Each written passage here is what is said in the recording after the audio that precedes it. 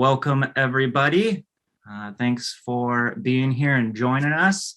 We'll continue to kind of admit people and let them in as we go forward and people are joining us.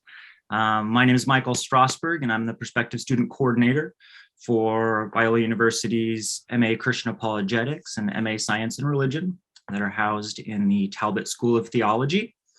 And we'll do a quick introduction of a few people who are joining us, and then we'll kind of hop into things. So today we have Elizabeth Rubio joining us. She is our admissions counselor. So some of you might have already been connected with her if you've started your application or submitted it or already went through that process and you're accepted and looking to start this spring. If not, she's a great resource. And if you have any other questions that come up, feel free to utilize the chat feature. She'll be on there as well as some other people to answer, quick questions that you have that pop up. And then we'll save some of the, more robust questions that you can go ahead and just ask us throughout the presentation and take advantage of our alumni guest who's joining us here today. Thank you, Dean, for joining us. Dean Meadows is an alumnus of our MA Christian Apologetics, and it was a pleasure having him as a student and getting to know him, over the years. And he was very involved in the program and even served for, a summer doing our preparation work and being a student I don't know what the title was, Dean, but residency student director to residency really coordinator. That's residency what it was. Coordinator. Yep. To kind of be a student point person for all of our students who are coming on campus, to help organize them, set up our events and activities. And it was super fun to have him in our program and serving as well. We're going to have Dean go ahead and start off just with kind of an introduction of himself and a little bit of kind of about his background, what drew him to the program. And maybe, Dean, if you can just start with that and kind of your experience in the program, and then we'll kind of do a pause and people can ask questions about your student experience, and then we can move on after that. Sounds good. I appreciate the opportunity to come and speak to you guys about the most amazing apologetics program in the world. Michael was being far too humble. It's not a good program. It's the best, in my opinion.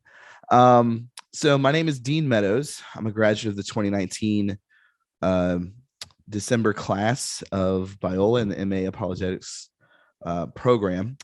And really, just to give you a brief background of how I even got on this track, after my deployment with the United States Marine Corps in 2006, I came back and had a very serious existential crisis about who am I? What's my purpose? Does God exist?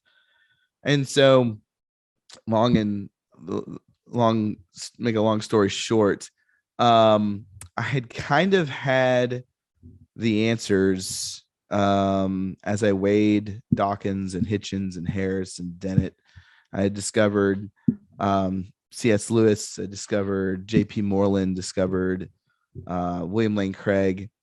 And really, as I got into ministry as an associate minister, as a full-time minister, I realized that the types of questions that were being asked in 2015 or 2016 were not the same questions that were being asked even all the way back in 2007. And so I wanted to be prepared for those types of conversations. And so I was looking around at what my options were. I knew that I couldn't be a full-time student on a campus somewhere because of my job, and I just got married. I had a kid or was about to have a kid. And I was like, well, I just don't want to uproot and move. And so there really weren't, at that time, there weren't really a lot of programs that allowed you to do online. And so I just typed in one day. I went to Google and typed in apologetics degree, and up popped Biola University. And I investigated from the website, and they said, "Hey, there's this thing where you can do this just fully online." And at the time, there was a residency period, so you got the best of both worlds, and you still get that with the program now, as far as that ability to go to campus and sit at the feet of some really awesome faculty and make some connections. And so that's how I got into the program. I found it to be a great balance for me. In the middle of the program, we had Nora Grace, and then shortly after that, we had Ren Mercy, who were my two daughters. And so I don't know how I would have gotten through that program if I was required, and still been a really good dad if I had a full-time job, parenting, being a husband, and then having to show up at a campus full-time every single day. So that was the beauty of the program. And the great thing, as Elizabeth said, there's no required pace that you have to work. Whereas sometimes in undergrad, they say, "Hey, you've got to get out of here by 4 years, 5 years, max, 6 years." With this, I've known students who were with me that they graduated in 2019, and they had been taking only 1 or 2 or 3 courses every year. And so that's the beautiful thing about that program. So that's kind of my background about the program. Some other things about me, I guess, that I'll say with regards to, and maybe we can get a little bit more into this later, Michael. What a lot of students may not realize, and I just had this conversation the other day with Tyler Henry, who's also a graduate of the program. I was on his podcast, is that Biola's degree, regardless of what degree you get, carries a lot of significance in the greater academic world, and even more specifically, a degree from Talbot. And I can elaborate on that more. If you want to pause right now, Michael, that's fine. You let me know. But that's just kind of who I am, my background, and my just general thoughts about the program. Oh, and when you graduate, I got one of these really cool mugs. Yeah, comes with the diploma. There you go. Yeah. Any initial questions for Dean, and then we'll have him kind of hop in and share a little bit about his experience as a student and what were kind of some of his key takeaways as he worked through the program. Yeah, I have a question. Mm-hmm. Okay. Hi, Dean. Thanks for your time. Hi. Do you say your name Carissa? Yeah. Okay, I got it right. See, Viola also taught me how to read and write as well. So. Oh, nice. Yeah. I was just wondering if you had decided on a particular focus when you started the program, or if during the length of it you came to an understanding about where you should put your energy. Yeah, so that's a great question. And here's the thing: what's really cool about the program, and I'll just say this, is that you really are the master and commander of your journey while you're at Biola. Yeah, there's some core classes that you have to take, but really your academic advisors and your teachers, they do not force courses on you at all, right? And so when I got in, I knew that I wanted to load up on philosophy classes, because at the time, the philosophy of religion or the philosophy masters was not available online. And so I knew that I wanted to do apologetics, but I also wanted to load up on philosophy and just see where that took me, and see where that got me in my academic journey. So I kind of had an idea of where I wanted to go and an idea of what I wanted to cover. I'm not saying from day one I had my master's thesis all planned out or anything like that, But I definitely knew that I wanted to load up in logic, philosophy of religion. What else? Metaphysics and epistemology. Those are all philosophy classes that you can take in the program. And so what's really cool about that is that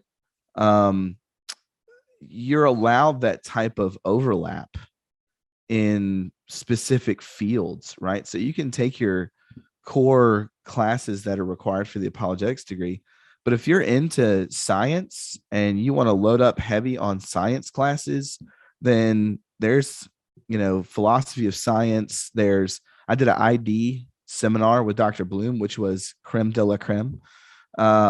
So that's what's beautiful about the program, is it allows you that flexibility. I mean, even if you wanted to be like, man, I really want to, where else can you go and say, all right, I'm going to take these core courses in apologetics, and then I'm going to do a C.S. Lewis seminar, right? Not too many places that I can think of will offer that. So I hope that answers your question. That's a long-winded answer. So great question. Any other initial questions for Dean? And then one thing that I was going to pause and just share with you just briefly. This is sharing okay. Can you guys see that all right? Okay, so this is just a sample schedule. This is set up for a full-time student if they were going to do the program in 2 years. While that is not what everybody does by any means, one of the things that this does is it just allows students to see, okay, if I'm starting in the fall, what would be options, especially for the core classes in working through the degree, which classes are regularly offered in the summer, and how could this look for me in terms of an academic plan. We work with you ahead of each semester to guide you in selecting your classes, because every student is going to have a different workload that they're looking to take or can take and manage, as Dean mentioned, balancing life and having kids and whatever different circumstances you might have. We have the same thing for students who are going to start in the spring, always starting off with our apologetics research and writing. And then we have a similar type thing for our science and religion program for students looking to specialize in that, with a fall start and a spring start as well. So that's something that I can share with you, but I just wanted to show you that to give you a little bit of a visual on how you can line things up. And then of course you can, pare that down to however many credits you're looking to take throughout the program. So I will stop sharing that. And does anybody have any questions kind of about that and kind of the pace of the program?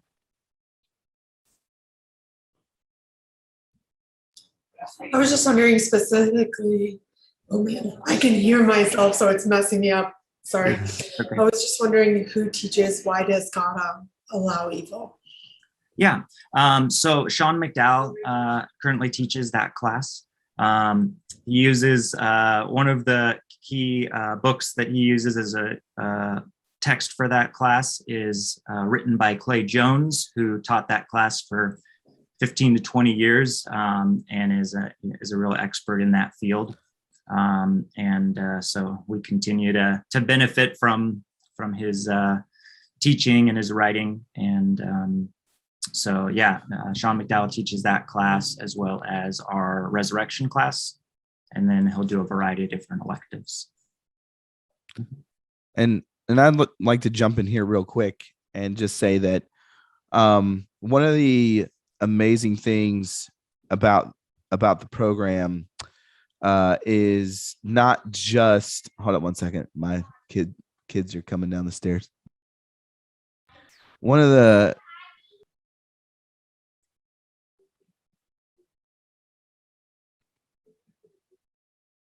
Been there many a time.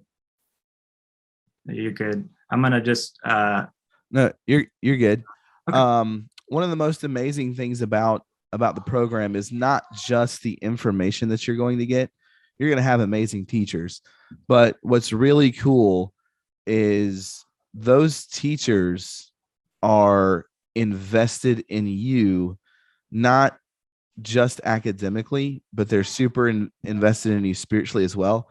I don't remember a class where we didn't open class or close class with a prayer. And then there were times specifically where teachers would be willing to set aside time, whether that's a phone call, email, or when you're out there for the seminar, to meet with you, talk to you about your life, and basically ask, hey, how can I pray for you with regards to your journey? So that's something that is very valuable. And you may think like that takes place on every Christian campus. Well, it certainly doesn't, having been on a couple of Christian campuses as a student. That's definitely something that even amongst the Christian community sometimes can be rare.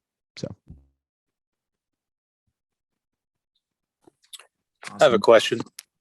Go for it, Joshua. Along those same lines, if you are doing the course virtually or, fully online or whatever, I guess my concern would just be, how much time would you be able to get with the instructors to talk to them versus just shooting them an email or something like that? Like, do you get time to interact with them? Right. So I can specifically remember, as a student, even outside of when they had residency here, essentially what would happen is I would shoot an email. I'll go with Dr. Smith. So we were in ethics, and I hadn't taken an ethics class ever. And we had to read Thomas Aquinas. And if you've ever read Thomas Aquinas, he's fairly difficult. And so I emailed Dr. Smith and I said, hey, I've got some serious problems or issues with understanding Aquinas. Can I talk to you about it? And he shot me an email back and said, give me a call today at 4:00 and let's chat. And so I gave him a call. We chatted. And at the end of that conversation, he said, well, outside of class, how are things going for you, Dean? And I hadn't met Dr. Smith. Dr. Smith didn't know me from a not on the log. Right. And so that's one instance where it's not necessarily the residency portion where you've got a teacher who genuinely cares about what's going on in your life. I think the only thing that I would say as far as things like seminars and things like that, what normally will happen, and I don't know how, depending on how long the seminar is you can email the instructor and just say, hey, I'd like to take some time and sit down with you during this portion of the lectureship for lunch or dinner or something like that potentially. And they'll take a group of students, come to the table, sit down and talk. They're not a group of instructors that, they're just out there to teach. And when it's lunchtime, don't bother them.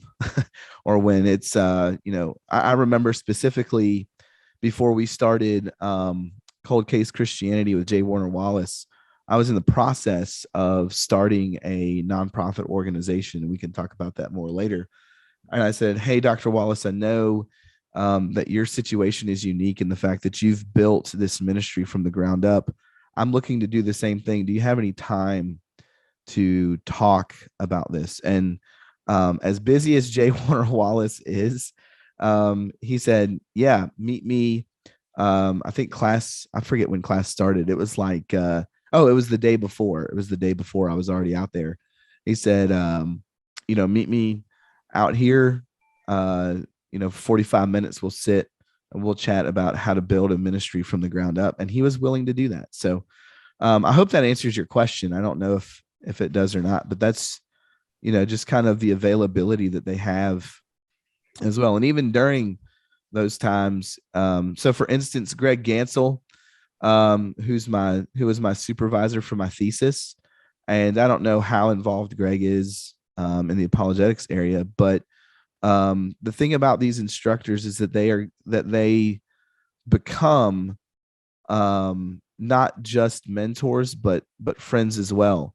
I frequently talk to Sean McDowell about things related to ministry and apologetics, and Greg Ganson a lot. And I just tossed an email back and forth the other day. So Dr. Smith, not too long ago, as I was asking him to be a reference for a PhD program that I was applying to, asked me how my family was doing, and knew some of the struggles that we had gone through with a miscarriage, and was asking about how my wife was doing. I mean, and that is just, I'm going to try not to get super emotional right now. But that's just the quality of people from the top down that you're going to deal with. Even Megan and Michael. I mean, they were highlights of my time at Biola. They're good friends. And so when Michael sent me an email and wanted me to do this, it's like, sure. I mean, a great talking with the students, but one of the driving forces to do it was I get to talk to Michael and Megan and see them again. So that's just the Biola community. That's the culture at Biola, and that doesn't go away. I still have friends that I talk to online, on the phone, through email, that were classes both before me and after me. And so that's just the way that the things operate at Biola. Yeah. And just to add into that, a lot of students are also really surprised by the relationships they build just with other students. Many of our students and even prospective students will share with me that they don't really have somebody in their immediate area that is interested in and knowledgeable in the area of apologetics that they can really talk with and really kind of sharpen each other in that area. And so one of the benefits of the program, and I would say, is really the diversity of students, not only where they're located, but their backgrounds, their ministry goals. And so each student will set up an account on Canvas and get to share a little bit about themselves and post their picture, and have an introductory type period for each course where you can get to know people. My recommendation is, reach out. Dean, emailed Dr. Smith and said, hey, I want to talk about this. And there's a lot of opportunity for that. And the more you share with your professors and your classmates and are there for them and ask for assistance. We've had students who are like, hey, I'm doing this particular thing with ministry. Can I adjust this research paper to be more in the form of a talk or curriculum or something like that? Or here are my goals past graduation. Professors are very willing to do that. In addition to a lot of the online discussion, we've been incorporating more opportunities throughout the semester for scheduled times of Zoom for students to connect, even if it's optional, just for students to have that. We know that, certain times aren't going to work for everybody's schedule, but those will be made available to have more of that, engaging conversation. And then you can always do that, one-on-one with a professor. Dean, we got a question from Anna. What was your greatest challenge being in the program, and how did you overcome it? That's a good question. My greatest challenge. That's a good one. I guess my greatest challenge, and it wasn't anything that was placed on me by other students,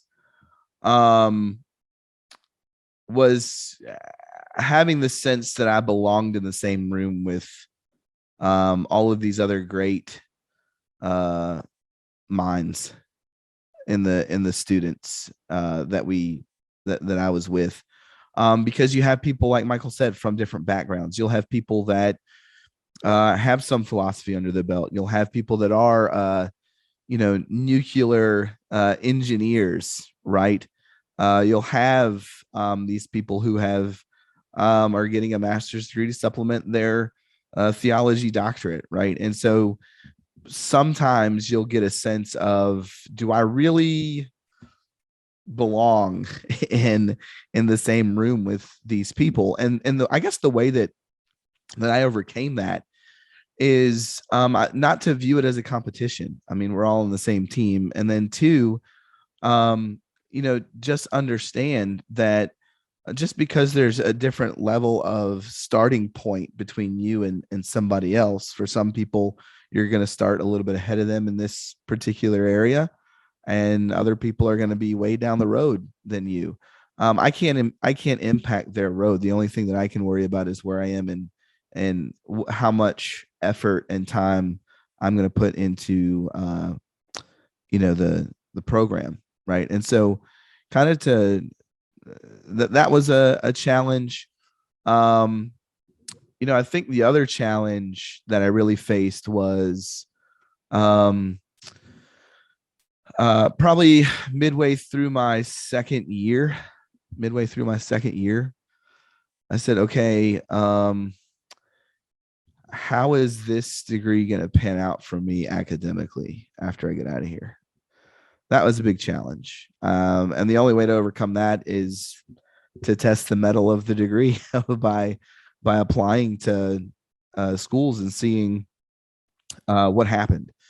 And so I would say in the first challenge, there's not a culture of rivalry there between the students, which helps overcome some of that. But the other piece that I really wanted to talk about, so I'm glad that this question was asked, is that the Biola degree here in apologetics is, talk about test the mettle of it. And I don't say this to brag on me. I say this to brag on Biola. I applied to a Theologos program out of Oxford University, out of Wycliffe Hall, which is a 2-year intensive study in philosophy and theology, and put Biola down in the application process and got in. I didn't go because I didn't have the money and my wife was pregnant. But I wanted, but she was willing. She was like, listen, at the time we didn't know that she was pregnant, but she was saying, if you get in, let's really consider going. I applied to, I didn't apply. I talked to the gentleman who is over the postgraduate certificate in philosophy at Cambridge University, named Alex Carter, and just having a conversation with him and talking about, the credentials that I have from Biola in the apologetics degree. He basically told me, he said, listen, I'm the director of the program. You need to put an application in, but you're in if you want to be in. I mean, those are two really big schools in the world, right? And so for a time, I applied to Edinburgh University, ranked 8th in the world, to do their master's in philosophy. Had to take some time off a couple of years ago, or a year and a half ago, because my wife was struggling with mental health issues, but got in. And that was a talk with the director of the program, an application, and was in. And here recently, I applied to a PhD program out of Birmingham, England, to do their PhD program by distance, and got in. So applied to Notre Dame's Master's in Theology, and got in.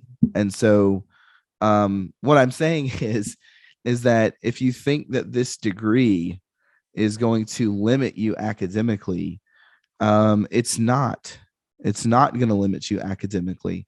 And I think the key to doing that is first understanding where you want to go, have an idea of, if I do want to pursue some academic goals after Biola, then what you need to do is you need to tailor your degree to fit those academic goals, right? So I knew that I wanted to do a PhD. So in philosophy? So what did I do? I loaded up academically on philosophy. So for that challenge, the only way that you can meet that challenge is to apply to schools. And At every place that I applied to with this degree, I got in. That doesn't mean you're going to get into every place that you ever apply. There's going to be some places, as with there's other things that go into an application than just where you got your master's degree from. But I'm saying you're not at a disadvantage in having this degree at a place like Oxford, a place like Cambridge, Notre Dame, Birmingham. So yeah, great question. Thanks, Dean, for sharing that.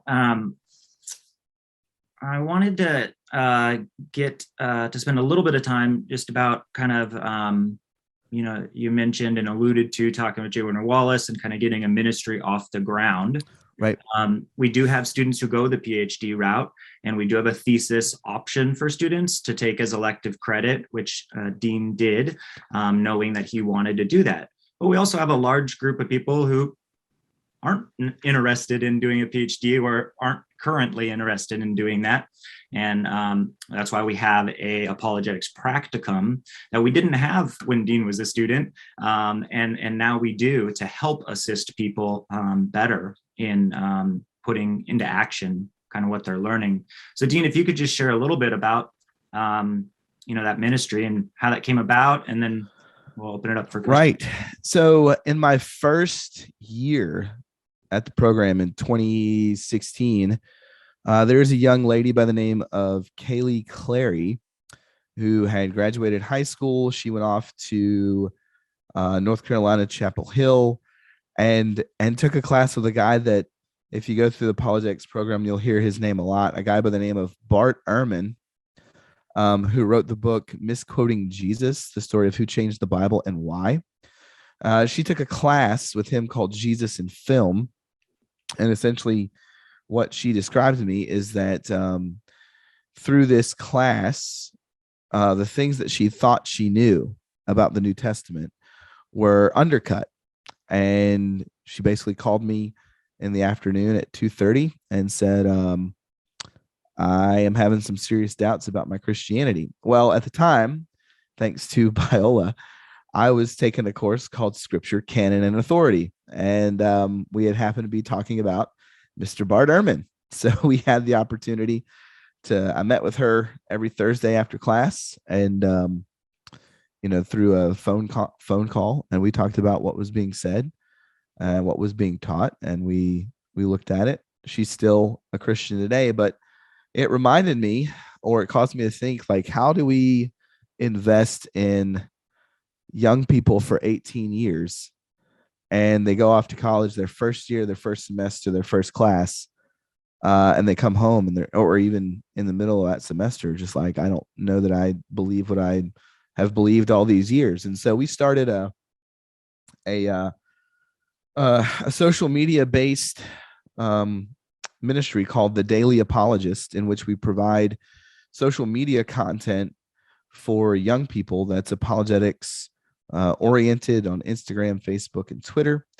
And then we also provide online training courses. We've got two up right now. One is on the existence of God, and the other one is on the defense of the resurrection, which a lot of that material comes from the time that I've had at Biola with Sean McDowell.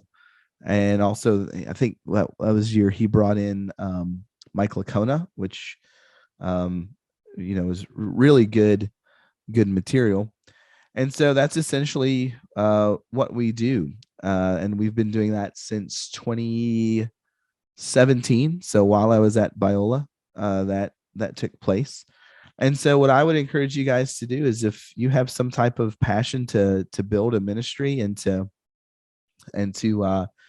do that, you don't have to wait until you have the degree in your hand to do that. You can take the papers that you write and format them into blogs and post them for free on WordPress or Blogspot or whatever the fancy new blog sites are now. All you need right now, what I have is a micro. If you could look at my desktop right now, these are the same things that I do videos and podcasts through, is a Shure microphone and a Logitech webcam attached to the top of my MacBook, and I've got 2 books underneath my MacBook to help me get eye level, and I just record. So, that's what these types of things enable you to do, to take that information and to get it out there.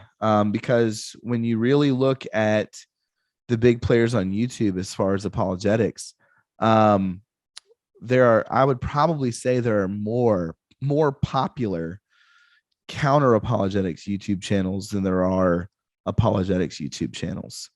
And so we need to flood that space. We need more ministries on Instagram, on Twitter, on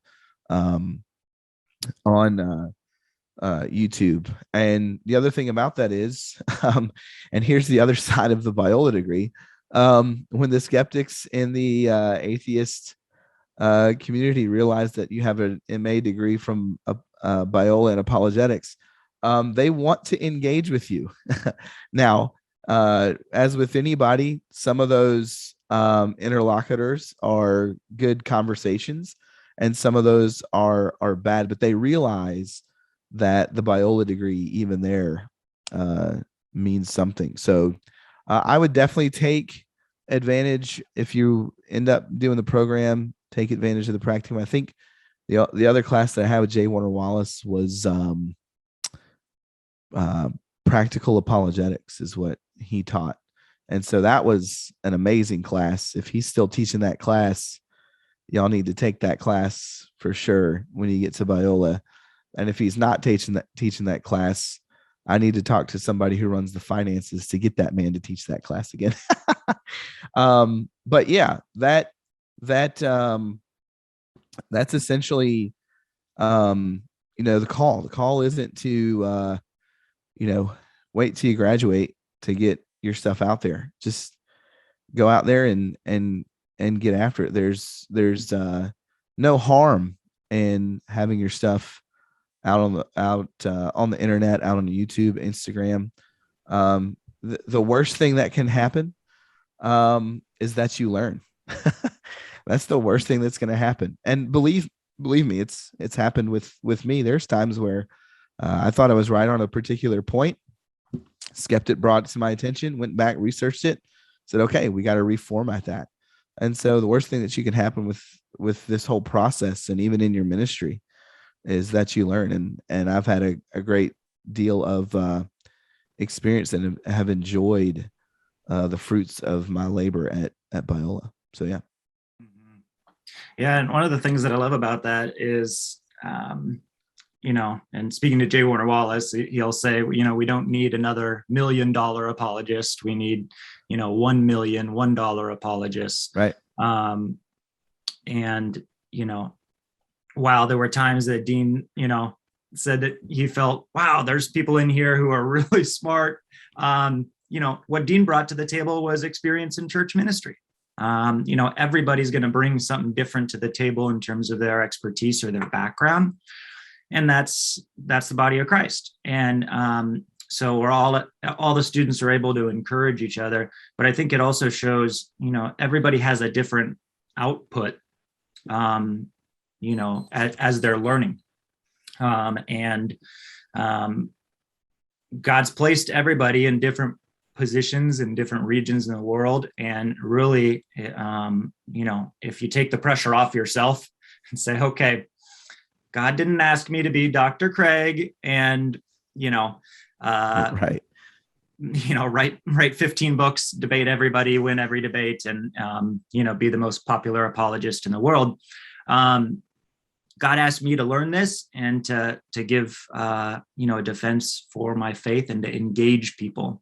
And I think starting that while you're a student in any capacity just further enhances your learning and what you can do with it afterwards. And I would just say on top of that, you would probably be shocked at how many people in your local churches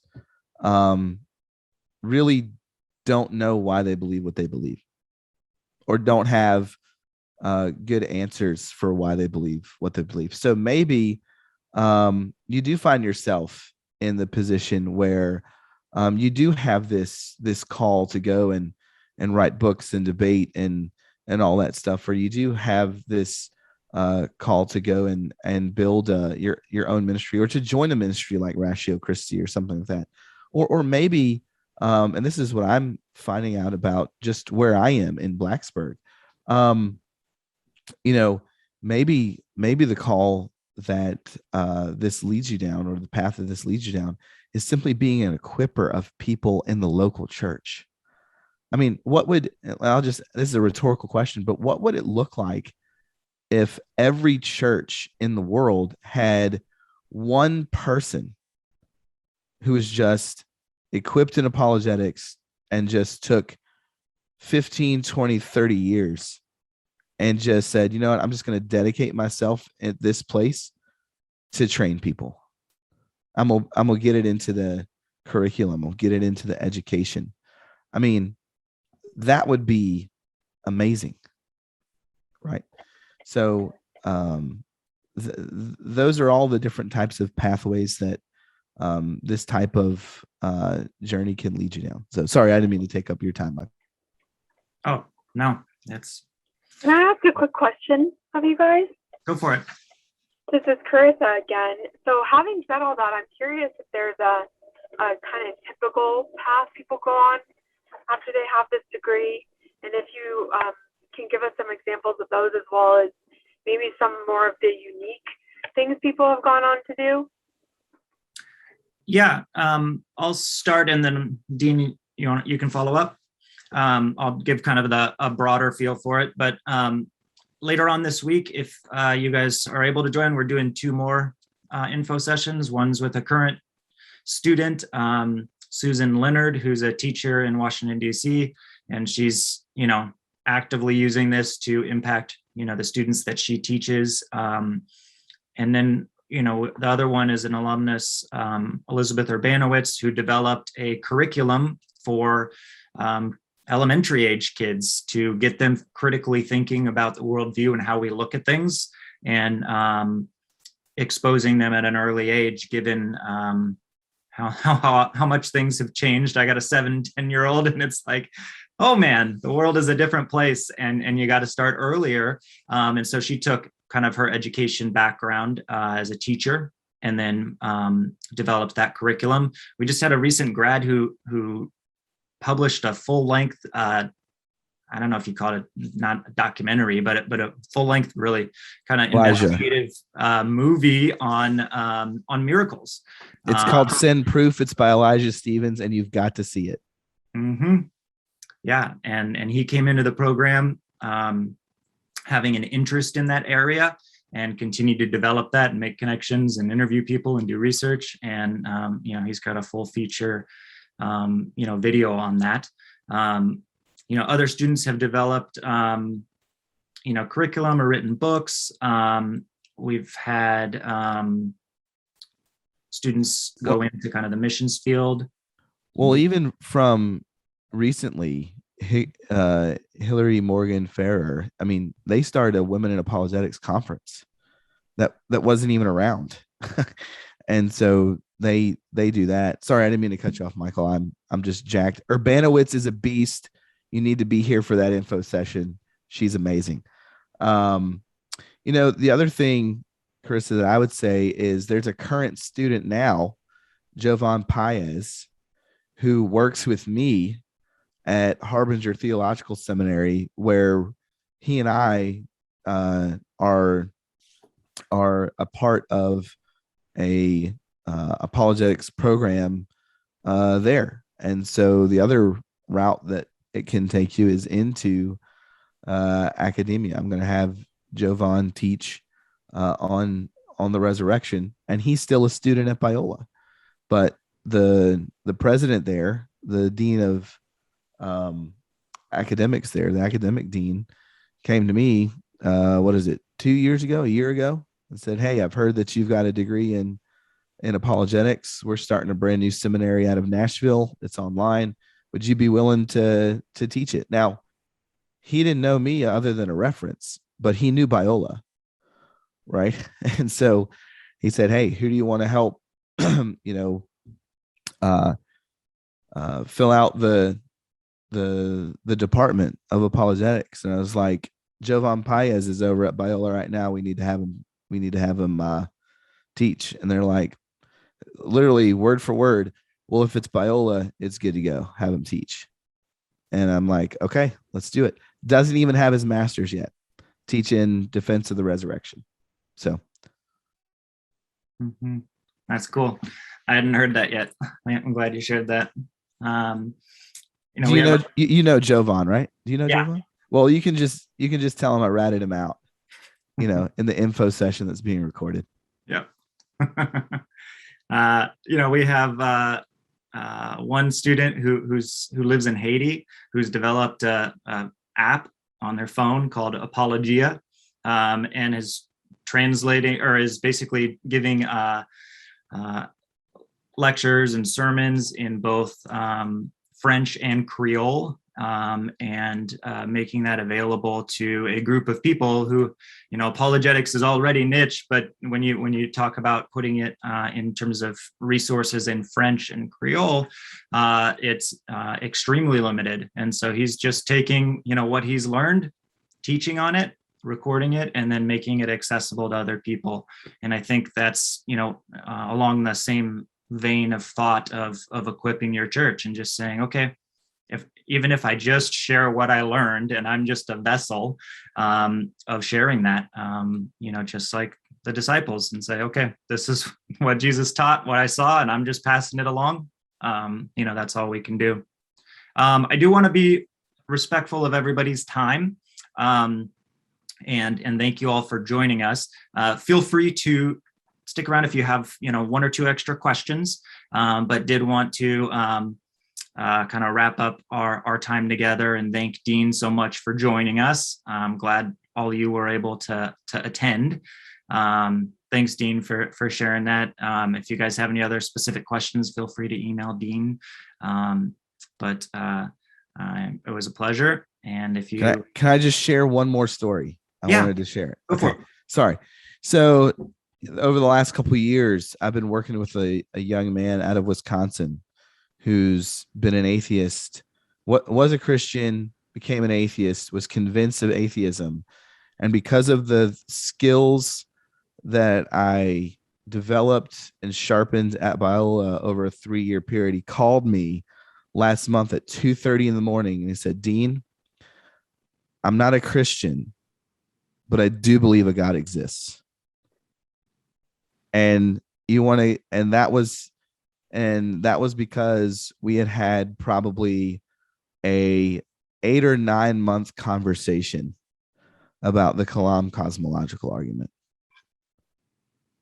And so if people tell you that this stuff doesn't work or impact lives, there's your example. We're about to move to a discussion of miracles and if miracles are possible. So pray for me in that study, if you would. But I just wanted to share that hey, that's a live action scenario right now.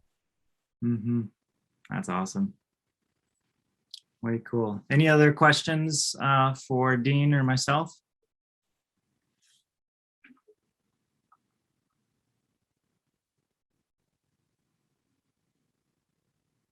No final questions?